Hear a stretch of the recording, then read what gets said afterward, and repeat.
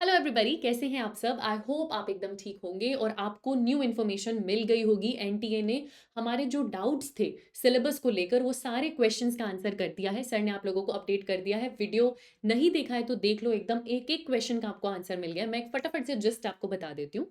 हम लोगों को लग रहा था कि जो चैप्टर्स डिलीटेड हैं उसका हमें थोड़ा सा क्लैरिटी मिल जाए, तो उन्होंने आंसर कर दिया एनटीए ने कि जी हाँ, कोविड के बाद से वो सिलेबस हटाया गया था और वो वैसा ही हमको एक्सेप्ट करना है। तो जी हाँ, कुछ चैप्टर्स तो हमारे सिलेबस से डिलीट हो गए हैं। फिर हमारा सिलेबस जो एनटीए ने हमको एनएमसी का कंफर्म करके दिया था, उसमें कुछ चीज़ें ऐसी थी जो हमारी एनसीईआरटी में है नहीं। जैसे मॉर्फोलॉजी वाले चैप्टर में कुछ फैमिलीज़ थी, ग्रामिनी वगैरह, उनको लेकर हमको डाउट आ रहा था। एक ये डेंगू और चिकनगुनिया को थोड़ी-सी इम्पोर्टेंस ज़्यादा दी गई है, जो आपने देखी होगी कि ये ऐड हुआ है। और अब जो हमारा कन्फ्यूज़न था कि फ्रॉग इंसेक्ट नहीं होता, सिलेबस में उसको इंसेक्ट कैसे लिखा, वो भी उन्होंने क्लियर कर दिया कि वो गलती हो गई थी। उन्होंने अपनी गलती मान ली है कि it is insect and frog. तो एनटीए ने कंफर्म कर दिया है कि जो टॉपिक्स ऐड हुए हैं वो आपको पढ़ने हैं और जो डिलीट हो गए हैं वो आप छोड़ सकते हैं। तो दूसरा क्वेश्चन आता है कि अब ये एडेड टॉपिक्स हमको पढ़ने कहाँ से है? तो आपको बिल्कुल टेंशन नहीं लेना, आपको सारी इन्फॉर्मेशन मिल गई है, तो आपको एडिशनल टॉपिक्स कहाँ से पढ़ने हैं वो भी यहीं मिलेंगे और इसी वीडियो में आपको पढ़ाए जाएँगे। हम शुरू करेंगे बेसिक टॉपिक से, डेंगू, चिकनगुनिया और कॉकरोच यहाँ पर हम पहले पढ़ लेंगे। फिर हमारे पास मॉर्फोलॉजी की फैमिलीज़ आती हैं, ठीक है? अब इससे पहले कि मैं आपको, क्योंकि बहुत ज़्यादा चीज़ें नहीं है बायोलॉजी में, इससे पहले कि मैं आपको इन चीज़ों पर एक-एक करके आगे आगे लेके जाऊँ, मैं आपको ये भी बताना चाहूँगी कि कितना पढ़ना है, क्योंकि ये चीज़ें एनसीईआरटी में नहीं है। तो इसकी एक लिमिट, एक बाउंड्री हमको बनानी है ना? और ये मेरी ड्यूटी है कि हम यहीं पर साथ में याद कर लें। आपको एक्स्ट्रा मेहनत नहीं करनी है, वो हम यहीं पर आपको याद करवा देंगे, ठीक है? सबसे पहले हम कौन से टॉपिक के बारे में बात कर लेते हैं? सबसे पहले हम इसी टैबू टॉपिक के बारे में बात कर लेते हैं, which is dengue and chikungunya. अब इससे पहले कि मैं ये पढ़ाना आपको शुरू करूँ, मैं बताना चाहती हूँ कि ये हमारे सिलेबस में पिछले साल भी था, जिनको नहीं पता। हम जब 2023 के लिए तैयारी कर रहे थे, ये हमारे सिलेबस में बेटा तब भी था, कुछ नया नहीं है। देखो, आपके सामने मैं आपको एनसीईआरटी में ये चीज़ मार्क करके दिखाती हूँ। ये एनसीईआरटी आपके सामने, एक बार इसको यहाँ पर देखो, 2021-2022, ये एकदम लेटेस्ट एनसीईआरटी थी जो 23 के लिए हम लोग पढ़ रहे थे। इसके अंदर आपको ये पैराग्राफ दिखाते हैं हम, जहाँ पर आपको डेंगी एंड चिकनगुनिया मिल जाएँगे। ये देखिए, डेंगी एंड चिकनगुनिया मिल जाएँगे। ये इस तरीके से आपको ये पेज मिल जाएगा। ये यहाँ पर पेज नंबर 150 है। आप अपनी एनसीईआरटी के अकॉर्डिंग इसको देख लेना, ठीक है? ये लेटेस्ट एनसीईआरटी थी। और अब हमारी न्यू एनसीईआरटी आई है, जिसमें कुछ पोर्शन हमारे पास डिलीटेड है। ये देख लो, सब लोग ये पैराग्राफ देख रहे हो? अब मैं आपको न्यू एनसीईआरटी दिखाती हूँ बेटा। ये न्यू एनसीईआरटी आप देख लीजिए, यहाँ पे नाम देख लीजिए, आप लोगों के लिए ही मैं लाई हूँ यहाँ पे। तो नाम देख लीजिए इसका, रैशनलाइज्ड 2023-2024, एकदम न्यू एनसीईआरटी का पीडीएफ है। Same chapter, exactly same chapter, कुछ भी चेंज नहीं हुआ है, वही पैराग्राफ एज इट इज। ये रहा डेंगू एंड चिकनगुनिया, कुछ एक्स्ट्रा ऐड नहीं है। फिर भी क्योंकि अलग से एनसीईआरटी एनटीए ने अपने सिलेबस में उसको लिख दिया है, तो इस पर एक्स्ट्रा प्रेशर डाला जा रहा है कि ये भी हमको पढ़ना है। पर अगर आप उस सिलेबस को देखेंगे तो along with dengue and chikungunya और भी डिसीजेस लिखी हैं। अमीबाइसिस, फाइलेरियासिस, वो सारी डिसीजेस भी यहाँ पर लिखी हैं, जो कि आप यहाँ पर देख सकते हैं। देखिए, अमीबियासिस, एस्केरियासिस, एक-एक लाइन में एनसीईआरटी ने पहले दे रखा था, उतना ही अब दे रखा है। कुछ नया ऐड नहीं हुआ है, बट क्योंकि इसको एक्स्ट्रा कर बताया गया है कि अब सिलेबस में इसको अलग से लिखा है, तो हमें इसको अलग से पढ़ना है। तो मैं भी आपको उतना ही पढ़ाऊँगी जितने के हिसाब से आप सेफ साइड में रहें, बस। हमें ये नहीं लगना चाहिए कि क्योंकि सब कह रहे थे या हमने देखा था मैम ये एक्स्ट्रा एडेड है तो हमसे कुछ छूट जाए। छूटेगा कुछ नहीं, वो मेरी रिस्पॉन्सिबिलिटी है, मैं आपको करवा दूँगी, तो हम देख लेंगे बेटा।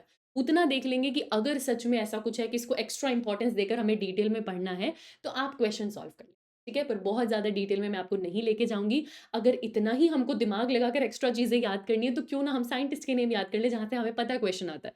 हम डेट्स और ईयर्स याद कर लेंगे, हम टाइम नहीं वेस्ट करेंगे। तो हम उतना याद करेंगे जितना ज़रूरी है। शुरू करें डेंगू, चिकनगुनिया, 2 डिसीज़ेज़ हैं बेटा, 2 डिसीज़ेज़ के बारे में पढ़ना है। जितना रिक्वायर्ड है, उतना पढ़ेंगे। ठीक है? अब पूरा दिमाग ना इन डिसीज़ेज़ पर ले आओ, यहीं पर याद करके खत्म कर देंगे। पीडीएफ आपको मिल जाएगा, नोट्स आपको मिल जाएँगे। मेरे साथ बनाना है तो साथ में बना लो, वो भी कोई टेंशन की बात नहीं। पहले डेंगू पढ़ेंगे, फिर चिकनगुनिया पढ़ेंगे। मुझे पता है बहुत लोग इसको डेंगू बोलते हैं, हमारे आस-पास इसको डेंगू भी बोला जाता है, but the actual pronunciation is dengue. आप जो भी बोलिए, है तो बीमारी, है ना? तो शुरू करते हैं हम लोग किससे? डेंगू से। अब इससे पहले कि मैं दोनों डिसीज़ेज़ पर लेके जाऊँ, आपने ह्यूमन हेल्थ एंड डिसीज़ पढ़ा है, आप पढ़ रहे हैं बीमारियों के बारे में, डिसीज़ेज़ के बारे में। अगर मुझे इसका एक बेसिक रक्स आपको देना है, तो किसी भी बीमारी में आप क्या-क्या पढ़ते हैं? सबसे पहले वो बीमारी को करने वाला पैथोजन, कि बैक्टीरिया है या वायरस है, कौन-सी डिसीज़ है, फंगल डिसीज़ है। अब वो पैथोजन एक हेल्दी पर्सन की बॉडी में आएगा कहाँ से? यानी उसका मोड ऑफ ट्रांसमिशन। एक बार वो हेल्दी पर्सन की बॉडी में आ गया, तो फिर हमें पहला सिम्पटम कब दिखाई देगा? कितना टाइम उसको लगेगा कि वो हमारी बॉडी में अटैक करे, हम उससे फाइट करें और हमें कुछ सिम्पटम दिखाई दे? वो उसका इंक्यूबेशन पीरियड है। अब वो आएगा तो कुछ सिम्पटम्स लेकर आएगा, तो उसके सिम्पटम्स। हम उसका डायग्नोज़ कैसे कर सकते हैं? और उसके लिए ट्रीटमेंट क्या-क्या हो सकते हैं? डायग्नोसिस एंड प्रोग्नोसिस, ठीक है? पता तो लगे कि अच्छा ये वाली बीमारी है, और पता लग गया तो उसके बाद उसके लिए क्या दवाई खानी है, क्या ट्रीटमेंट है। और क्या इसको होने से पहले हम रोक सकते थे? होने से पहले क्या इसका कुछ प्रिवेंशन या कोई कंट्रोल है? तो हमें बता दो। ये बेसिक 6 पॉइंट होते हैं कोई भी बीमारी को पढ़ने के। तो इस एक अराउंड मैं आपको डेंगू और चिकुनगुनिया पढ़ाने वाली हूँ, जितनी इन्फॉर्मेशन आपको है, क्योंकि मैं जानती हूँ ये कॉमन डिसीज़ है, तो आपने कहीं न कहीं किसी न किसी को ये डिसीज़ होते हुए देखी होगी, सुनी होगी। होपफुली ऐसा ना हुआ हो, पर आप इनके बारे में जानते हो, तो उतनी इन्फॉर्मेशन अपने पास रखना, ठीक है? तो शुरू करते हैं हम लोग सबसे पहले डेंगू से। पहला क्वेश्चन, पैथोजन कौन कर रहा है, कॉजेटिव एजेंट कौन है? तो बच्चे ये वायरल डिसीज है। ये एक वायरल डिसीज है, ये वायरस से होती है, ठीक है? वायरल डिसीज है, वायरस से होती है। वायरस का नाम दिया है आर्बो वायरस। वायरस का नाम दिया है अरबो वायरस। बेटा डेंगी इतना तो हम सब जानते हैं ना, मच्छर काटने से होता है ना? मच्छर काटने से होता है। मच्छर इसका वेक्टर है, वो इस पैथोजन को लेकर किसी डिसीज पर्सन से किसी हेल्दी पर्सन को देगा और हमको डेंगू हो जाएगा, डेंगी हो जाएगा। अब ये जो डेंगी है, ये किसने करवाया? मच्छर ने। मच्छर कौन? इंसेक्ट। इंसेक्ट किस फाइलम में आता है? आर्थ्रोपोडा। तो ये डिसीज किसकी वजह से पैदा हुई? आर्थ्रोपोडा की वजह से। तो इसको बोलते हैं आर्थ्रोपोडा बोर्न वायरस। ये वायरस आपकी बॉडी में आएगा एक आर्थ्रोपोडा, एक मच्छर की वजह से। तो ये कौन सा वायरस हुआ? जो आर्थ्रोपोडा से ट्रांसफर करता है, ट्रैवल करता है। तो दिस इज, यहाँ पर ये जो अर्बो आपके सामने है, this A R is arthropoda, BO is borne, arthropoda से पैदा हुआ आर्बो वायरस। इसको फ्लेवी वायरस भी बोलते हैं, राइबो फ्लेवी वायरस भी बोलते हैं। उतना डिटेल हमको नहीं जानना। अच्छा, इस वायरस के अंदर आरएनए है, डीएनए, जेनेटिक मटेरियल, तो आरएनए ये पता होना चाहिए अगर ऐसा क्वेश्चन हमारे पास आ जाए तो। वायरस है, डिसीज करेगा, अर्बो वायरस है और उसके अंदर आरएनए प्रेजेंट होता है। क्या इस वायरस को खुद चलकर आपकी बॉडी में आना आएगा? नहीं। हम कोविड वायरस पढ़ते थे, हमने बहुत सारी वायरल डिसीज पढ़ी है, हमने बैक्टीरियल डिसीज पढ़ी है। हर पैथोजन को बॉडी में लाने के लिए, ट्रांसफर कराने के लिए एक मोड ऑफ ट्रांसमिशन चाहिए। अब वो चाहे एयर के थ्रू हो रहा है, चाहे फूड से हो रहा है, वाटर से हो रहा है, कंटामिनेटेड वाटर से हो रहा है, कुछ ना कुछ मोड ऑफ ट्रांसमिशन चाहिए। मलेरिया हम लोग पढ़ते हैं ह्यूमन हेल्थ एंड डिसीज में, बहुत डिटेल में पढ़ते हैं, हमें पता है वो भी मच्छर से हो रहा है। तो सेम चीज हमारा डेंगू भी मच्छर से हो रहा है। मोड ऑफ ट्रांसमिशन के लिए ये हवा नहीं चाहिए, इसको एक वेक्टर लगेगा, एक व्हीकल लगेगा जहां से ये आपकी बॉडी के अंदर आएगा। वी से वेक्टर, वी से व्हीकल, ये आप बायोटेक्नोलॉजी में भी पढ़ते हो, तो यहां से मैं बायोटेक्नोलॉजी रिवाइज करवाना चाहूंगी क्योंकि वो ज्यादा जरूरी है आपके लिए, मोर देन दिस, ठीक है? तो वेक्टर चाहिए, व्हीकल चाहिए, एक व्हीकल पे बैठेगा और आपकी बॉडी के अंदर आएगा, और वो कौन है? एक मच्छर, विच इज मस्किटो। मस्किटो का नाम याद कर लो क्योंकि ये तो हम एनिमल किंगडम में भी पढ़ते हैं। तो यहां पर हमारे पास आएगा Aedes, Aedes aegypti, Aedes aegypti. बेटा यही मच्छर डेंगी करता है और यही चिकनगुनिया भी करता है, सेम वेक्टर है। सेम वेक्टर ये डिसीज को है ट्रांसमिशन करने का काम करेगा।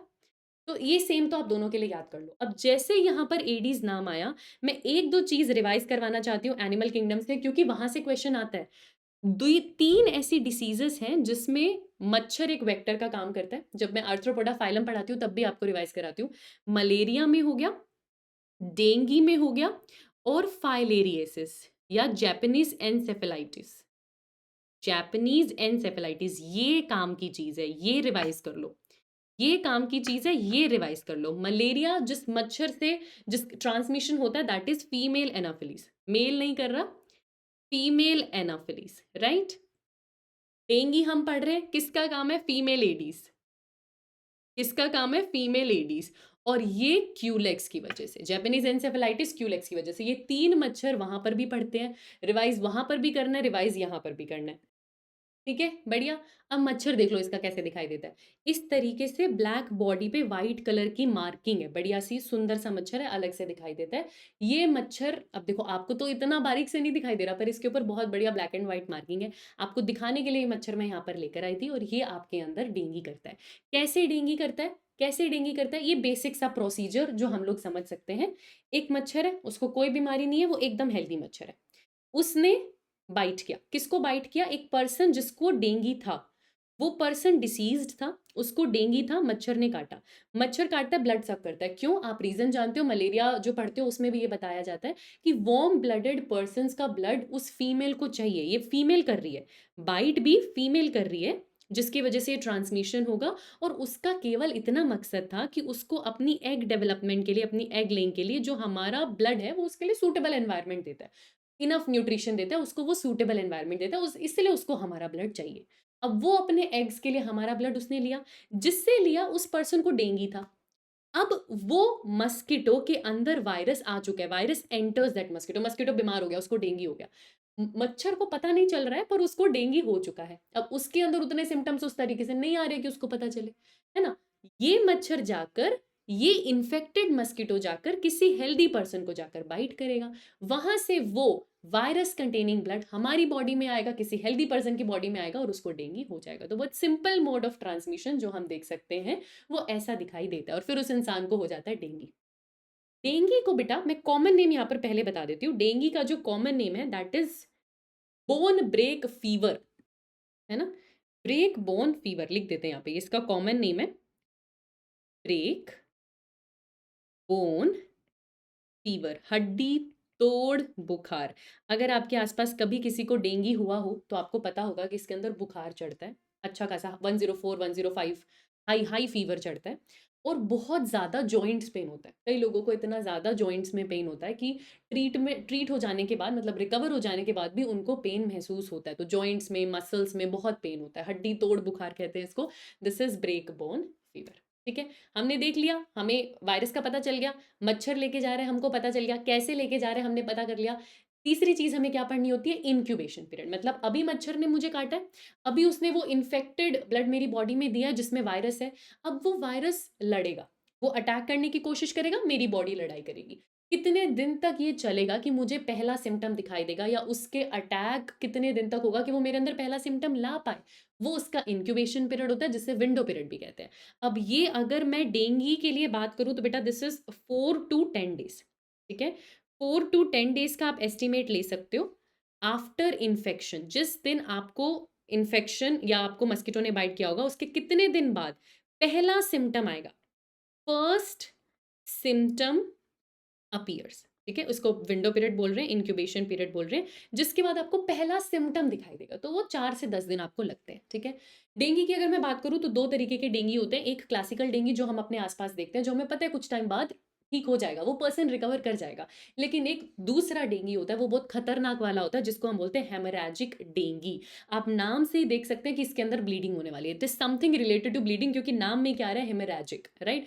क्या होता है ये क्लासिकल डेंगी, क्या होता है हेमोरेजिक डेंगी, हम लोग देख लेते हैं। तो अक्सर जो आपको देखने को मिलता है अपने आसपास, मोस्टली मोस्टली जो आपको देखने को मिल रहा है अपने आसपास, वो आपको क्लासिकल डेंगी देखने को मिल रहा है। और जो थोड़ा सा रेयर है ना, जो थोड़ा सा रेयर है, वो आपके पास हेमोरेजिक डेंगी। इस क्लासिकल डेंगी में आप क्या नोटिस करेंगे कि इन्फेक्शन होगा, इन्फेक्शन होगा। ठीक है, infection stage 4, infection stage for 2 to 7 days, यानी आप एक हफ्ता मान लीजिए, एक हफ्ते तक सिम्टम्स दिखाई देंगे। या इस तरीके से बोल लेते हैं इसको कि सिम्टम्स, सिम्टम्स रिमेन फॉर, कितने दिनों तक आपको सिम्टम दिखाई देंगे कि वो पर्सन डेंगू से लड़ाई कर रहा है? आपको एक हफ्ते तक, 2 से 7 दिन तक। और कुछ दिन बाद रिकवरी फेज या रिकवरी पीरियड की अगर मैं बात करूं तो 1 से 2 वीक्स। ठीक है बेटा, ये सारा डेटा WHO से ही हमने लिया हुआ है, ताकि हमें रीसेंट इन्फॉर्मेशन मिले। हमारे पास कोई बुक है नहीं, एनसीईआरटी है नहीं, तो हमारे पास जो मोस्ट रिलायबल डेटा था हमने उसी पर काम किया। तो अब ये जो मच्छर आया, ये वायरस लेकर आया बॉडी में, 4 से 10 डेज में अब ये शो कर रहा है आपको सिम्टम्स। सिम्टम्स कितने दिन तक रहेंगे? लगभग एक हफ्ते तक रेंज के अंदर, किसी हर पर्सन में अलग अलग रहेगा, बट रेंज एक हफ्ते तक का उसमें रहेगा। कुछ टाइम बाद वो पर्सन रिकवर करने लगेगा और आप देखेंगे कि 1 से 2 हफ्ते के अंदर उसकी रिकवरी हो चुकी है। जब डेंगी को पढ़ा जाता है तो डेंगी भी अलग अलग लेयर में होता है, फेजेस में होता है। इतना डिटेल में जाना है, इतना डिटेल में नहीं जाना, मैं सिर्फ नाम आपको बता रही हूँ। शुरुआत होती है बेटा, उसको बोलते हैं फेब्राइल फेज। शुरुआत होती है उसको बोलते हैं फेब्राइल फेज, कि भाई अभी अभी जो है डेंगी शुरू हुआ है, बॉडी लड़ाई कर रही है, उसने एंटीजन डाला है बॉडी में, तो बॉडी उसके अगेंस्ट एंटीबॉडी बनाती है। थोड़ा सा, बहुत बेसिक सा थोड़ा सा मैं आइडिया आपको दे देती हूँ क्लासिकल डेंगी और हेमोरेजिक डेंगी का। तो सबसे पहला फेज आता है, उसको कहते हैं बेटा फेब्राइल फेज। फेब्राइल फेज में क्या हुआ है? अभी स्लो काम कर रहा है वायरस, तो ये बहुत स्लो चल रहा है। इसके अंदर अभी बेसिक सिम्पटम्स आपको दिखाई दे रहे हैं और देयर इज़ अ पॉसिबिलिटी कि आप रिकवर कर जाओगे। बॉडी के अंदर एंटीजन आया है, फाइट करने के लिए आपकी बॉडी ने एंटीबॉडीज़ बनाई हैं। एंटीबॉडीज़ बनाने से की वजह से एक नुकसान हुआ है कि ये एंटीबॉडी बनाई थी वायरस को मारने के लिए, ये एंटीबॉडी अटैक करती है आपके प्लेटलेट की प्लाज़्मा मेम्ब्रेन पे। आपने किसके लिए बनाई थी? ये आपकी बॉडी ने एंटीबॉडीज़ बनाई थी टू किल वायरस कि भैया ये मेरी मदद करेंगी, वायरस से लड़ने में वायरस को मारेंगी, ये आपके सेल्स को अटैक करती हैं। ये जाती हैं सीधा आपके प्लेटलेट के पास और प्लेटलेट की प्लाज़्मा मेम्ब्रेन पर जाकर उसको ही तोड़ देंगी, उसको ही बर्स्ट कर देंगी और आपका प्लेटलेट काउंट कम होने लगेगा।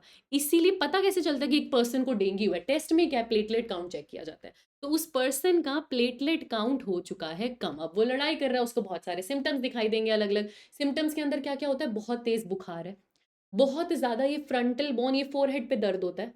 आँखों की मसल्स, आँखें बहुत इतनी भारी हो जाती हैं ना, मतलब खोल ही नहीं जाती वो आँखें। अक्सर आप खोल ही नहीं पाएँगे। आइज़ के अराउंड, आइज़ की मसल्स में बहुत ज़्यादा पेन हो रहा है, ठीक है? थकावट है, फटीग है, ऑफ़ कोर्स फटीग है, रेस्टलेसनेस है, उल्टी आती है, जी घबराता रहेगा, नोज़िया एंड वॉमिटिंग जिसको हम कह रहे हैं। ग्लैंड्स स्वोलन हो जाएँगे और बॉडी पर रैशेज़ है, एलर्जिक रिएक्शंस वाले रैशेज़ दिखने लगते हैं बॉडी पे, जो मैं आपको सिम्पटम्स में दिखा दूँ कुछ इस तरीके से, कुछ इस तरीके से। अब ये सब क्या हो रहा है? क्योंकि फेब्राइल फेज़ चल रहा है, ठीक है? क्योंकि फेब्राइल फेज़ चल रहा है, बॉडी लड़ रही है तो अलग-अलग तरीके के सिम्पटम दिखा रही है, बुखार भी है, दर्द भी है, मसल्स में भी दर्द है, उठा भी नहीं जा रहा है। ये सारी चीज़ें जो हम एक डेंगू के पेशेंट में देखते हैं, वो हमें इसी फेब्राइल फेज़ में देखने को मिलता है। कुछ टाइम बाद आप देखेंगे कि फेब्राइल फेज़ से अगर ये क्लासिकल डेंगू था तो रिकवरी फेज़ आएगा और वो पर्सन धीरे-धीरे रिकवर कर जाएगा। आपकी बॉडी लड़ लेगी वायरस से और आप रिकवर कर जाओगे। लेकिन अगर आप फेब्राइल फेज़ से एंटर कर गए क्रिटिकल फेज़ के अंदर, अगर आप फेब्राइल फेज़ से एंटर कर गए क्रिटिकल फेज़ के अंदर जिसमें आपकी बॉडी रिकवर नहीं कर पाई वायरस से और सिम्पटम्स और भी ज़्यादा गंभीर हो गए हैं। क्रिटिकल फेस की सबसे ज़्यादा इम्पोर्टेंट चीज़ क्या क्या ऐसा फीचर है कि आप उसे क्रिटिकल फेस कहते हो बेटा? क्रिटिकल फेस के अंदर होती है इंटरनल ब्लीडिंग। ये बहुत ही ज़्यादा खतरनाक चीज़ हो जा रही है। क्रिटिकल फेस के अंदर हो रही है इंटरनल ब्लीडिंग। एक्सटर्नल ब्लीडिंग हमें पता है कुछ कट लग गया, खून बह रहा है, एक्सटर्नल ब्लीडिंग। ये इंटरनल ब्लीडिंग क्या है? आपके पास क्लोज़ सर्कुलेटरी सिस्टम है, आपके पास ब्लड वेसल्स है और ब्लड वेसल्स के अंदर आपकी वेन्स में, आपकी आर्टरीज़ में, आपकी कैपिलरीज़ में खून बहता है। ब्लड सर्कुलेट करता है। ये वायरस का अटैक इतना क्रिटिकल हो चुका है, इतने क्रिटिकल पीरियड के अंदर एंटर कर चुका है कि आपकी कैपिलरीज़ बहुत फ्रेजाइल हो जाती हैं। इतनी फ्रेजाइल हो जाती हैं कि टूटने लग जाती हैं और उन कैपिलरीज़ में से ब्लड बाहर आ रहा है। अब आप खुद सोचो, ये इमेजिन करना भी कोई ईज़ी चीज़ नहीं है। इस लेवल की ब्लीडिंग हो रही है कि ब्लड आपकी ब्लड वेसल्स में से निकल कर जिनके अंदर वो सर्कुलेट करता है आपकी बॉडी में, वो कैविटी में आ चुका है। अब वो आपके जीआई ट्रैक में है, तो उस इंसान का दिल घबरा रहा है जिसको डेंगू है, उसको उल्टी आ रही है, वॉमिट हो रहा है, वॉमिट में ब्लड है। आप दाँत देखेंगे, गम्स में ब्लड है, मतलब ऐसा बोलते हैं कि हर जगह से ब्लड आपको दिखाई देगा, ठीक है? स्टूल में ब्लड, यूरिन में ब्लड, वॉमिट करेगा उसमें ब्लड, गम्स में ब्लड, ठीक है? स्किन में से ब्लीडिंग भी देखी गई है, तो बहुत ज़्यादा ब्लीडिंग है क्योंकि इंटरनल ब्लीडिंग है। इसीलिए इसको बोला जाता है क्या? हेमोरैजिक डेंगू। क्लासिकल डेंगू बढ़िया है ना कि फेब्राइल फेज़ से सीधा-सीधा रिकवर कर गए, लेकिन अगर आप क्रिटिकल फेज़ में आ गए बेटा, तो इंटरनल ब्लीडिंग होने लगी। एक तो इंटरनल ब्लीडिंग हो रही है, कैपिलरीज़ बेचारी फ्रेजाइल हो चुकी हैं, टूट रही हैं, हर जगह से खून बाहर आ रहा है और क्लॉटिंग कौन करता है? प्लेटलेट। क्लॉटिंग करने में मदद कौन कर रहे हैं? प्लेटलेट्स, उनका काउंट भी कम है।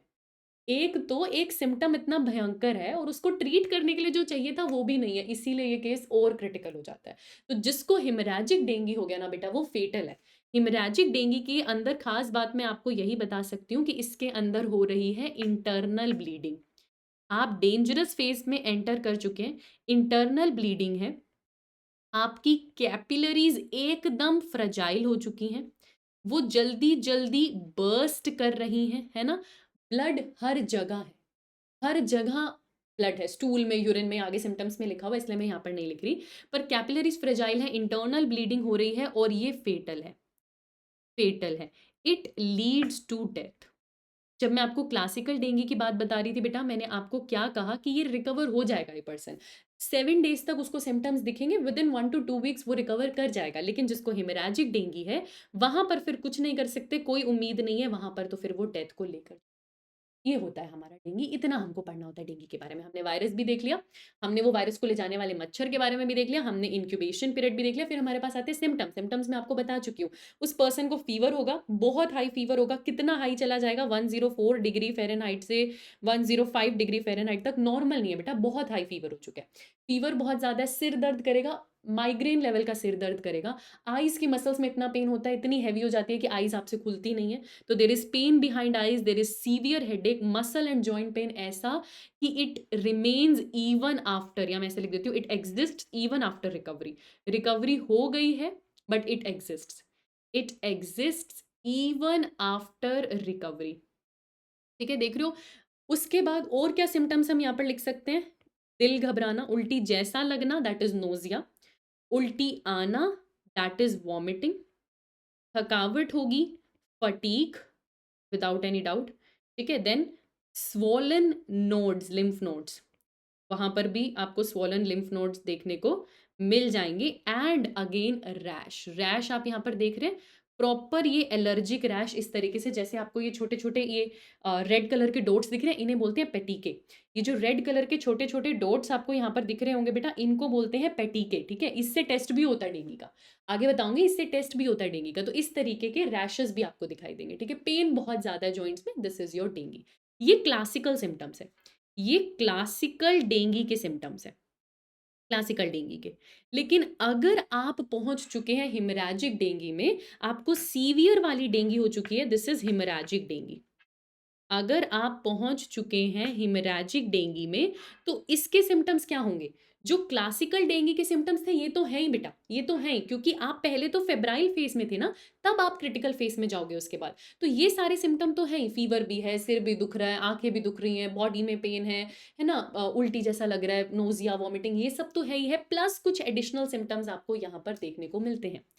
उस पर्सन को स्टमक एब्डोमिनल पेन बहुत ज्यादा, नो पहले जितनी वॉमिटिंग थी उससे ज्यादा परसिस्टेंट वॉमिटिंग हो रही है, सांस लेने में भी दिक्कत हो रही है, देयर इज रैपिड ब्रीदिंग, थकावट है, रेस्टलेसनेस है, क्योंकि इंटरनल ब्लीडिंग हो चुकी है। एक बहुत इंपॉर्टेंट सिम्टम इसका इंटरनल ब्लीडिंग है, क्योंकि ब्लड वेसल्स रप्चर हो चुकी हैं, कैविटी में ब्लड आ चुका है, इंटरनल ब्लीडिंग है, तो अब वो ब्लड हर जगह है। गम्स में ब्लीडिंग है, नोज में ब्लीडिंग है, नोज से ब्लीडिंग है। ठीक है, वॉमिट करोगे उसमें ब्लीडिंग है, स्टूल में ब्लीडिंग है, यूरिन में भी ब्लड है।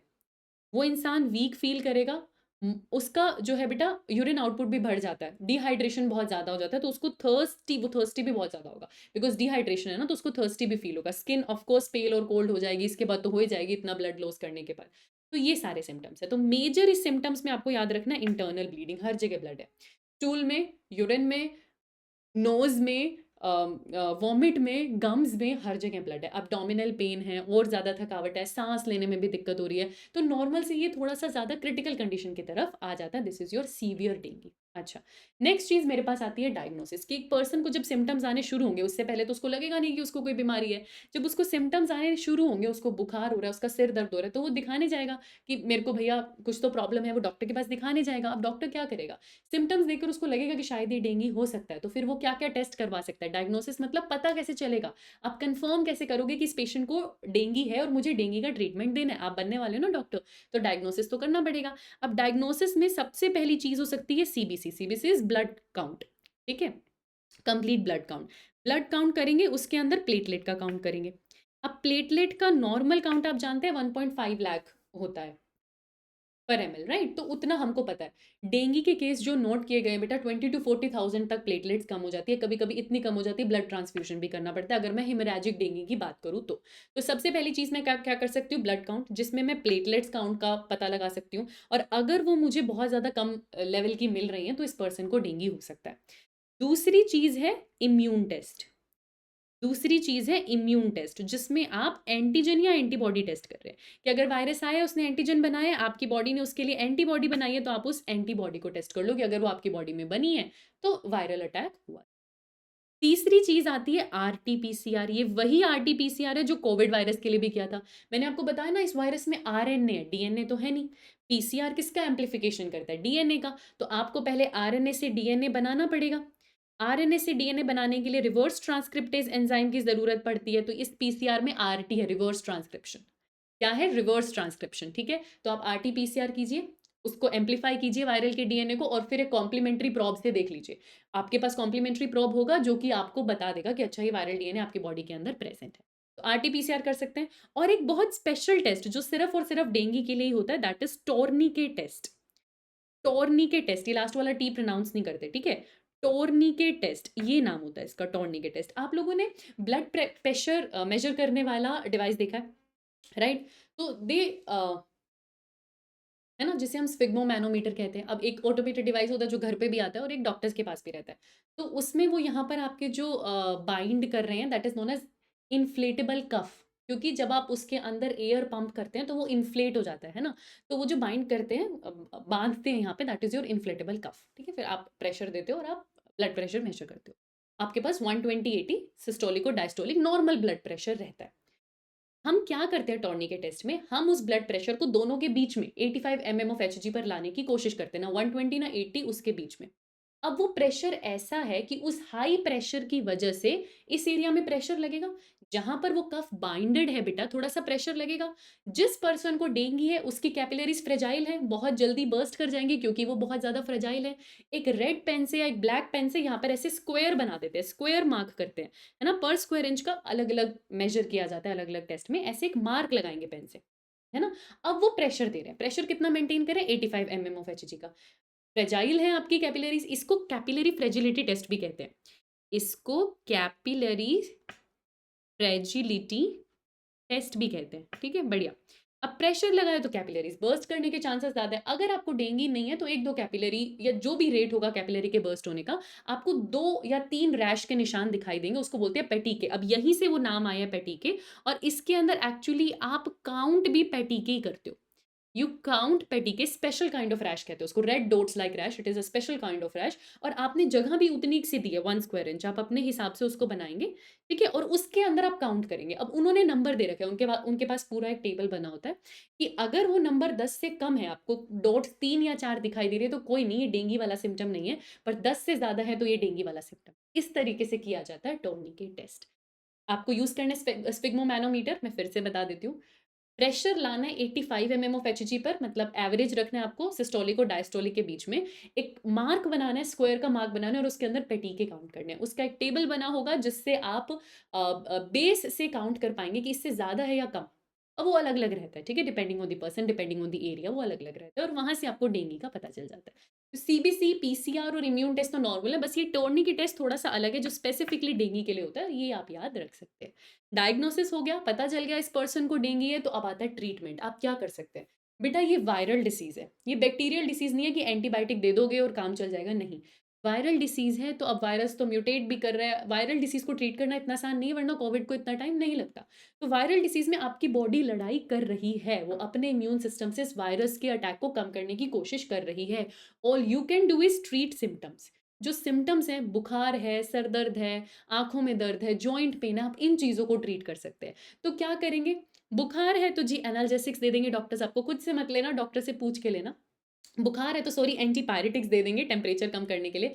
जो पेन है तो पेन किलर्स, एनाल्जेसिक्स आपको दे देंगे, है ना? कोल्ड स्पंजिंग मतलब वो गीली, ठंडे पानी की गीली पट्टी करना, बिकॉज़ किसी भी तरीके से हमें तो सिम्पटम्स रिड्यूस करने हैं, तो आप कोल्ड स्पंजिंग कर सकते हैं। फिर मैंने आपको एक सिम्पटम बताया था कि डिहाइड्रेशन है, यूरिन आउटपुट बहुत ज़्यादा है, तो उस पर्सन को हाइड्रेट करेंगे डिपेंडिंग ऑन द रिक्वायरमेंट। या तो उसे कहेंगे पानी बहुत पियो। अब डेंगू के केस में आपने सुना होगा कोकोनट वाटर पी रहे हैं जी, रिकमेंड करते हैं ना? तो पानी पीना है, हाइड्रेशन करना है। अगर वो हाइड्रेशन आप अपने लेवल पर मेंटेन कर पाते हैं तो बहुत बढ़िया। अगर पानी का लेवल, फ्लूइड का लेवल बहुत कम हो चुका है तो ड्रिप्स भी लगाते हैं, आईवी फ्लूइड देंगे आपको। तो दोनों वे से आपका बॉडी का हाइड्रेशन मेंटेन किया जाएगा। सीवियर कंडीशन होगी तो क्या ट्रीटमेंट है? हॉस्पिटलाइजेशन, हॉस्पिटलाइज करेंगे आपको और पूरा निगरानी के अंदर रखेंगे। प्लेटलेट काउंट बहुत कम हो चुका है, ब्लड ट्रांसफ्यूजन करना पड़ सकता है, क्या कहेंगे? रेस्ट करो, मुझे थकावट है, मुझे फटीग है, चलो रेस्ट करो। बॉडी को लड़ाई करने दो, उसको एक्स्ट्रा मेहनत मत करवाओ, आप रेस्ट करो।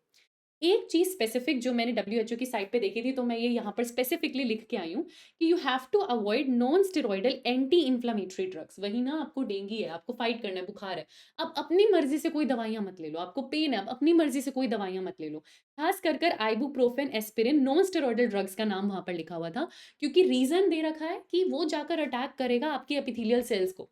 है ना? और ऑलरेडी इतनी इंटरनल ब्लीडिंग हो रही है, तो हम और अफ़ोर्ड नहीं कर सकते। तो डॉक्टर रिकमेंडेशन के साथ वो जो भी आपको एनाल्जेसिक्स, एंटीपायरेटिक्स आपको रिकमेंड करें, आपको प्रिस्क्राइब करें, आपको वही लेनी है। और जब आप खुद डॉक्टर बनेंगे, तो आपको भी इन चीज़ों की अवेयरनेस रखनी है कि कब कौन-सी चीज़ हमको प्रिस्क्राइब करनी है। तो ये कुछ हम ट्रीटमेंट कर सकते हैं। सिम्पटम्स अगर हम ट्रीट कर लेंगे, तो कुछ देर बाद ऑफ़ कोर्स बॉडी रिकवर कर जाएगी।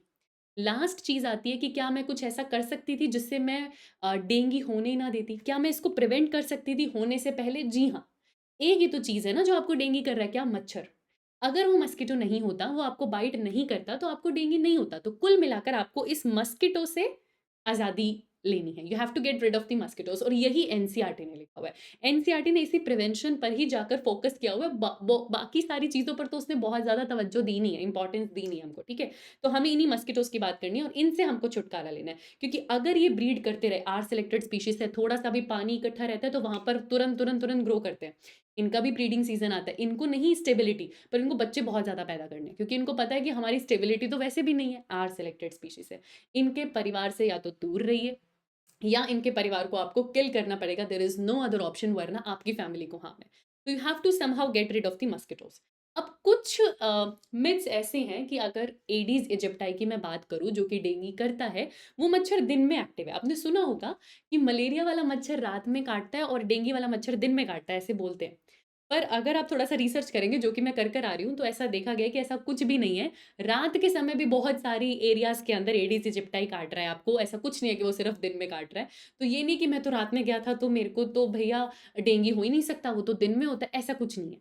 दिन हो या रात, मस्किटो से आपको बच के रहना है। तो आप क्या कर सकते हैं मस्किटो से बचने के लिए? आप ऐसा सिचुएशन ही मत क्रिएट कीजिए जहाँ पर मस्किटो आराम से रिप्रोड्यूस कर पाए। आपको पता है वो स्टेबल नहीं है, तो उसको स्टेबिलिटी वाली कंडीशंस मत दो। अनफ़ेवरेबल कंडीशंस बनाओ, उसके लिए फ़ेवरेबल कंडीशन मत दो। कुछ भी ऐसा मत करो जहाँ खड़ा हुआ पानी रहे। पानी को एक जगह खड़ा होने मत दो। कोई गड्ढे हैं रोड में जहाँ पर पानी इकट्ठा हो जा रहा है, कोई कचरा है जिसके ऊपर मच्छर आ रहे हैं। आपके घर में अगर कूलर्स हैं, जो कि आजकल बहुत कम रह गए हैं, बट अगर वो कूलर्स हैं, उनमें पानी बहुत लंबे समय तक, पुराना पानी उसमें खड़ा ना रहे, उनको ब्रीडिंग ग्राउंड मत दो। आपको किसी तरीके से उनका ब्रीडिंग ग्राउंड ले लेना है। और अगर कोई पॉन्ड है, कोई लेक है, जहाँ आपको लग रहा है उसके ऊपर मच्छर है, तो उनके नेचुरल प्रेडेटर्स वहाँ पर इंट्रोड्यूस करवाओ। अब एनसीईआरटी कह रही है गम्बूसिया फिश इंट्रोड्यूस कर दो, क्योंकि वो मस्किटो के लार्वास खा जाती है। ठीक है? एक माइक्रोब में पढ़ा था, ड्रैगन फ्लाइज़, वो मस्किटो को खा जाएगी, उनको इंट्रोड्यूस करो। एक और तरीका बोला जाता है कि थोड़ा-थोड़ा पानी की सतह पर, लेवल पर केरोसिन स्पिल कर दो। क्यों? क्योंकि मस्किटो का लार्वा ना ऐसे ऐसे पानी के लेवल के ऊपर मुँह खोल के पानी पीता है, मतलब वो ऊपर वाले लेवल पर आता है। थोड़ा-सा भी केरोसिन स्पिल करोगे, उसकी बॉडी में केरोसिन जाएगा और उसकी डेथ हो जाएगी। ये कर सकते हो। तो ये सारी चीज़ें हो गई मच्छरों को मारने की। या तो मच्छरों को मार दो, मच्छरों को आप रिप्रोड्यूस ही मत करने दो, या फिर खुद अपने ऊपर प्रोटेक्शन लगा दो। अपने ऊपर आप कैसे प्रोटेक्शन लगा सकते हैं? मस्किटो रिपेलेंट्स यूज़ कर सकते हैं घरों में। ठीक है? ओडोमॉस जैसी क्रीम्स, मैं कुछ प्रमोट नहीं कर रही हूँ, बट हाँ, वो सब आता है, आप वो लगा सकते हैं। वो कॉइल्स अगरबत्ती भी आती हैं, वो कॉइल्स यूज़ कर सकते हैं। देन वेपराइज़र्स होते हैं, है ना? ऑल आउट गुड नाइट वाले, समझाने के लिए बोल रही हूँ, मैं प्रमोट कुछ नहीं कर रही हूँ, ठीक है? तो वो आप यूज़ कर सकते हैं। बहुत लोग मस्किटो नेट के अंदर सोते हैं ताकि मस्किटोज़ बाइट ना करें, है ना? अच्छा, विंडोज़ खोलनी है ठंडी हवा के लिए, तो window screen, Windows net use कीजिए, जिससे सिर्फ़ हवा आए, मच्छर अंदर ना आए। तो ऐसी चीज़ों का इस्तेमाल आप कर सकते हैं। ये चीज़ें मैं यहाँ पर लिख देती हूँ, है ना? क्योंकि एनसीईआरटी ने फ़ोकस किया है इन चीज़ों पे, तो हम लिख देते हैं बेटा। अवॉइड स्टैग्नेशन ऑफ वाटर, पानी को खड़ा मत रहने दो। Avoid stagnation of water around residential area, जहाँ घर-वर हैं, लोग रह रहे हैं, बच्चे घूमते हैं, उन एरियाज़ के अराउंड एटलीस्ट पानी मत खड़ा होने दीजिए। Regular cleaning of water coolers, अगर आपके घर में वाटर कूलर्स हैं जिनमें पानी रहता है ना? पुराना पानी भी रह रहा है और वो ब्रीडिंग ग्राउंड बन सकता है मच्छरों के लिए, तो उन्हें प्लीज़ वो ब्रीडिंग ग्राउंड मत दीजिए, उसको आप क्लीन कर लीजिए। आप और क्या कर सकते हैं? You can introduce gambusia in ponds, ठीक है? Then you can also introduce dragonflies, ये नेचुरल प्रेडेटर्स हैं। ये नेचुरल प्रेडेटर्स हैं ड्रैगन फ्लाइज़, ये आपने माइक्रोब्स वाले चैप्टर में पढ़ा था। एक तरीके से वो भी रिवीजन हो गया आपका यहाँ पे, ठीक है? और क्या कर सकते हो? Kerosene spills. और क्या कर सकते हो? केरोसिन स्पिल्स कर सकते हो, ठीक है?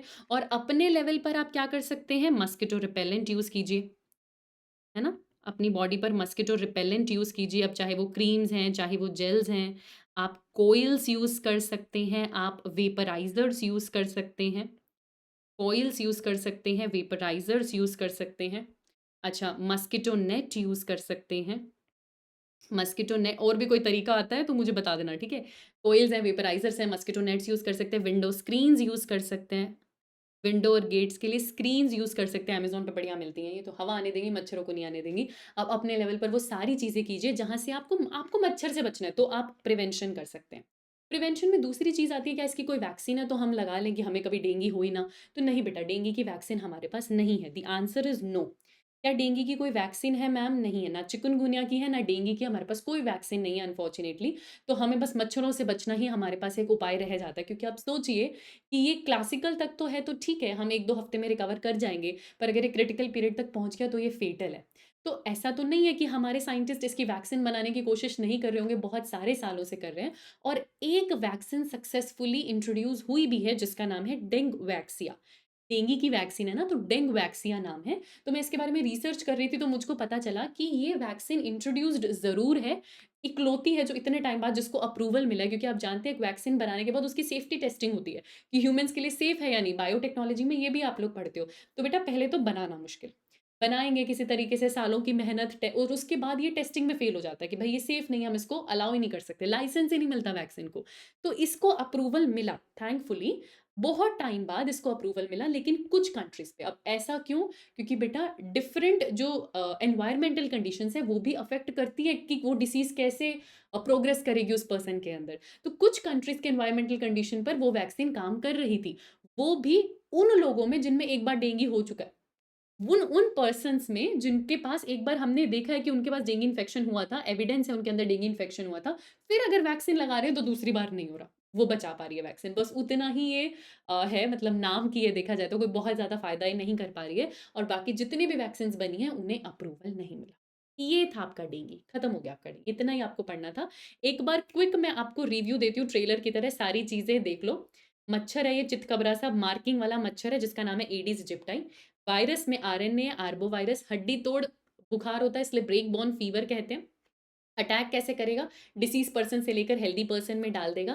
Classical dengue is good, recover हो जाएगा, 4 टू 10 डेज का इंक्यूबेशन पीरियड होता है, हफ्ते 2 हफ्ते में आप ठीक हो जाएंगे। हिमराजिक में डेथ है, कोई चांस ही नहीं है वहां पे बचने का, क्योंकि वहां हो जाती है इंटरनल ब्लीडिंग। सिम्टम्स बहुत बेसिक है, बुखार है, सिर दर्द है, आंखों में दर्द है, बॉडी में पेन है, नोजिया है, वॉमिटिंग है, स्वॉलन लिम्फ नोड्स हैं, रैशेस हैं, और अगर आप एक्सट्रीम कंडीशन पे पहुंच गए तो ब्लीडिंग है। ब्लीडिंग आपके गम्स में है, आपके नोज में है, आपको स्किन से भी ब्लीडिंग हो रही है, स्टूल से, यूरिन से, है ना, नोज से ब्लीडिंग हो रही है, बहुत ज़्यादा एब्डोमिनल पेन आपको महसूस होगा, पेल स्किन है, डिहाइड्रेशन बहुत ज़्यादा है। तो ये सारी चीज़ें हमें सीवियर केसेस में देखने को मिलती है। ट्रीट क्या करोगे? सिम्टम्स को ही ट्रीट कर पाओगे और तो कुछ कर नहीं पाओगे। तो ये बेसिक चीज़ें हाइड्रेशन से, एनाल्जेसिक से, एंटीपायरेटिक से करोगे। अच्छा, पता कैसे लगेगा कि डेंगू है? प्लेटलेट काउंट कम हो चुका होगा, है ना? प्लेटलेट काउंट कम हो चुका होगा, बॉडी ने एंटीबॉडी बनाया होगा, आरटी-पीसीआर कर सकते हो, टॉर्निके टेस्ट, ये स्पेशल टेस्ट है तो याद रखना। प्रिवेंट करने के लिए कुछ कर सकते हो, मच्छरों से आज़ादी पाओ तो आप प्रिवेंट कर पाओगे। वैक्सीन जैसा कुछ हमारे पास है, ठीक है? डेंगू खत्म। नेक्स्ट हमारे पास आता है क्या? चिकुनगुनिया। बेटा 5 मिनट्स भी नहीं लगेंगे, because it is ditto copy of dengue. इसको बोलते हैं, इस बीमारी का, जैसे उसका ब्रेक बोन फीवर नाम है ना, हड्डी तोड़ बुखार, इसका नाम है बेटा डबलिंग अप। इसका एक दूसरा नाम है व्हिच इज़ डबलिंग अप। कभी इसका ना गूगल करके पिक्चर देखना, तो वो एक आपको एक ऐसी पिक्चर मिलेगी चिकनगुनिया में जिसमें वो पर्सन ऐसे पूरा मुड़ा हुआ है। नीचे की तरफ झुक के वो पर्सन पूरा मुड़ा हुआ है, क्योंकि डेंगू की तरह इसमें भी जॉइंट पेन हुआ, मसल पेन हुआ, लेकिन इतना ज़्यादा हुआ कि वो पर्सन का पूरा शरीर, उसका पूरा बॉडी मुड़ गया है, पूरी बॉडी उसकी मुड़ गई है, इतना ज़्यादा जॉइंट के अंदर पेन है। तो इसको बोलते हैं टू गेट कॉन्टोर्टेड, है ना? और भी इसके नाम है जैसे ट्विस्टिंग, ऐसे लग रहा है कुछ ना कुछ पार्ट इसका ट्विस्ट हो गया, क्योंकि जॉइंट्स में बहुत ज़्यादा पेन है। ये पेन डेंगू से भी ज़्यादा है, और ये डेंगू ठीक होने के बाद कुछ लोगों में रह जाता है। चिकनगुनिया ठीक होने के बाद ईयर्स तक भी पेन रह जाता है। इतना सीवियर पेन होता है, बहुत सीवियर पेन है। तो इसको हम बोल रहे हैं डबलिंग अप, गेट कॉन्टोर्टेड या ट्विस्टिंग। पैथोजन कौन है? हमारा वही प्यारा हमारा आर्बोवायरस। वेक्टर कौन है? हमारा चितकबरा मच्छर, और कोई नहीं, हमारा एडीज इजिप्टाई, बिल्कुल सेम। एडीज इजिप्टाई, तो इसमें भी कोई दिक्कत की बात नहीं, अलग-अलग अंडरलाइन करेंगे। नोमेनक्लेचर हमने दिए है ना, बायनोमियल नोमेनक्लेचर दिए। इंक्यूबेशन पीरियड जैसे उसका 4 टू 10 डेज़ था, इसका 4 टू 8 डेज़ है। अगर आप देखेंगे तो अलग-अलग जगह आपको रेंज मिलेगी। कहीं 2 टू 12 डेज़ भी लिखा जाता है। इंक्यूबेशन पीरियड मतलब वो समय कि वायरस आपकी बॉडी में आया, कितने दिन बाद पहला सिम्पटम आएगा, दैट इज़ इंक्यूबेशन पीरियड। तो वो 4 टू 10 डेज़ था, ये 4 टू 8 डेज़ है। सिम्पटम्स देखो बिल्कुल सेम, फीवर होगा, सीवियर जॉइंट पेन होगा जो कि हफ्तों, महीनों, सालों तक रह सकता है, नोज़िया है, वॉमिटिंग है, रैशेस होंगे, हेडेक होगा, फटीग होगा, बिल्कुल सेम सिम्पटम, कोई नया सिम्पटम नहीं है। इसीलिए ना बहुत बार ये डिसीज़ मिसडायग्नोस्ड हो जाती है। बहुत बार ऐसे लगता है डेंगू है, पर हो सकता है कि चिकुनगुनिया भी हो सकता है। कुछ-कुछ डिफरेंसेस होते हैं इंक्यूबेशन पीरियड में और कुछ-कुछ डिफरेंसेस होते हैं सिम्पटम्स में, पर बहुत हद तक ये डेंगू जैसा है। डायग्नोसिस की बात करेंगे तो वही आप सीबीसी काउंट करवा लीजिए या इम्यून टेस्ट, एंटीबॉडी टेस्ट करा लो। वो एंटीबॉडी चिकनगुनिया के अगेंस्ट बनी होगी तो आपको पता चल जाएगा कि वो वाली डिसऑर्डर है। ट्रीटमेंट में क्या? ट्रीटिंग सिम्पटम्स, और तो कुछ कर नहीं सकते, वायरल डिसऑर्डर ही है ना बेटा। क्या करोगे? जो-जो सिम्पटम्स आपको दिख रहे हैं उनको ट्रीट करेंगे। आपको अगर पेन है तो एनाल्जेसिक्स लो, आपको बुखार है तो एंटीपायरेटिक्स लो, रेस्ट करो, है ना? बॉडी को हाइड्रेटेड रखो जितना हो सकता है। ठीक है? ये सारी चीज़ें। अगर आपको हॉस्पिटलाइज़ेशन की ज़रूरत है या ब्लड ट्रांसफ्यूज़न की ज़रूरत है, तो वो भी हो जाएगा, सेम चीज़ है। कोई वैक्सीन है? जी नहीं, इसकी भी कोई वैक्सीन हमारे पास नहीं है। प्रिवेंशन क्या है? मच्छरों से कृपया कर कर बच लीजिए, गेट रिड ऑफ मस्किटो। उनकी फैमिली से दूर रहिए, उनकी फैमिली आपकी फैमिली के लिए अच्छी नहीं है, ठीक है? काट गई तो सब बहुत-बहुत डेंजरस आप लोगों के लिए हो सकती है। तो एक ही चीज़ है आपको इसको प्रिवेंट करने की। एनसीईआरटी रीड कर लेते हैं यहीं पे ताकि ये पैराग्राफ हमारा एनसीईआरटी से भी कंप्लीट हो जाए। क्या लिखा हुआ है? For diseases such as malaria and filariasis, है ना? जो कि हमको पता है फीमेल एनोफिलीज़ और क्यूलेक्स से हो रहा है। ये दोनों भी मच्छर से हो रही हैं। That are transmitted through insect, भई ये भी इंसेक्ट से आ रही है, ये बात हमको पता है। The most important measure is to control और eliminate the vector and their breeding place. अगर आप मच्छर से होने वाली बीमारी से बचना चाहते हो तो मच्छर का ब्रीडिंग ग्राउंड खत्म करो। आप उस वेक्टर को रोक लोगे तो आप बीमारी को रोक लोगे। This can be achieved by avoiding, देखो आप क्या करो, किसी भी तरीके से पानी मत खड़ा रहने दो, stagnation of water in and around residential area जहां लोग रह रहे हैं। आप अपने घर में जो कूलर्स हैं उनकी क्लीनिंग करवाते रहिए। आप मस्किटो नेट्स यूज कर सकते हैं, आप गैम्बूसिया जैसी फिशेस इंट्रोड्यूस कर सकते हैं जो कि मस्किटो का लार्वा खा जाती हैं, ठीक है? अच्छा, आप you can spray insecticides in ditches, drainage areas in swamp, जहां कहीं भी चांसेस हैं मच्छरों के ग्रुप के आने के, वहां आप इंसेक्टिसाइड छिड़क दीजिए। आपके घर में जो खिड़की और दरवाजे हैं उन पे आप वायर मेश लगाइए जिससे हवा आए पर मच्छर ना आए, है ना? आपको एंट्री ऑफ मस्किटोज रोकना है। Such precautions have become more important, especially in the light of recent widespread incidents of vector-borne Aedes mosquito disease. ये सारी चीजें इंप्लीमेंट करना जरूरी क्यों हो गई है? क्योंकि अब बहुत ज्यादा कुछ बीमारियां फैल रही हैं जो एडिस मस्किटो से हो रही हैं, जैसे डेंगू और चिकनगुनिया। बस इतनी सी बात थी जिसके लिए हमने इतना डिटेल पढ़ा, पर हम अपनी सेफ साइड पे हैं और ऐसा कुछ नहीं था कि हमें बहुत ज्यादा मेहनत करनी हो, हमने साथ साथ में ही सारी चीजें याद कर ली। ऑल्सो, क्योंकि मैं नहीं चाहती कि आप इतना रिवाइज करने में भी दोबारा से टाइम वेस्ट करें, तो मैं आपके लिए एक टेबल ले आई हूँ जिसको रिवाइज करोगे तो काम चल जाएगा। सिर्फ इस टेबल को पढ़ना है और कुछ नहीं पढ़ना आपको इन दोनों डिसीजेस के लिए। सबसे पहली चीज आपसे पूछी जा रही है पैथोजन, तो पैथोजन है अर्बोवायरस। एक ही है दोनों के लिए, अर्बोवायरस, सेम फॉर बोथ, ठीक है? वेक्टर की अगर बात करूं तो सेम है दोनों के लिए, मस्किटो। और उस मस्किटो का नाम क्या है जी? Aedes aegypti. एडीज इजिप्टाई, तो ये भी सेम है, ठीक है? Incubation period 4 to 10 days, 4 to 8 days. Symptoms दोनों के सेम, थकावट है, फीवर है, हेडेक है, नोजिया है, वॉमिटिंग है, रैश है, स्वॉलन ग्लैंड्स है, आई पेन है, जॉइंट पेन है, मसल पेन है, सेम सेम सेम एकदम सेम। वैक्सीन है? नहीं, दोनों के लिए ही नहीं है। ट्रीटमेंट क्या करेंगे जी? एनाल्जेसिक्स देंगे, एंटीपायरेटिक्स देंगे, रेस्ट करने को कहेंगे, हाइड्रेशन या हॉस्पिटलाइजेशन। प्रिवेंशन के लिए क्या कर सकते हैं? गेट रिड ऑफ मस्किटो, एक ही तरीका है, किसी तरीके से इस मच्छर के परिवार को या तो पैदा मत होने दो या फिर इससे दूरी बनाए रखो। आपको बस ये टेबल याद करना है, आपका मैक्सिमम काम चल जाएगा, इससे ज्यादा क्वेश्चन आने का चांस ही नहीं है। और आपका डेंगू एंड चिकनगुनिया का अगर कुछ भी दिमाग में टेंशन थी तो ये यहाँ पर खत्म। इसके बाद इसके बारे में नहीं सोचना, कुछ भी ऐसा क्वेश्चन नहीं है जो आप यहाँ से सॉल्व नहीं कर पाएंगे। क्लियर है? शांत हो गया दिमाग एकदम? देखो हमें थोड़ा सा टाइम लगा, हमने खत्म कर लिया। अब हम चलते हैं किस पे? हमारे कॉकरोच पे, जो हमारे लिए जरूरी है, जो हम लास्ट ईयर तक पढ़ भी रहे थे।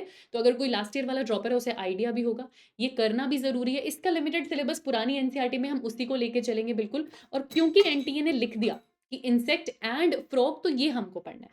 तो डोंट वरी, कॉकरोच याद कराने की ज़िम्मेदारी भी मेरी है और उसको भी हम अभी ही याद कर लेंगे, ठीक है? तो शुरू करते हैं कॉकरोच।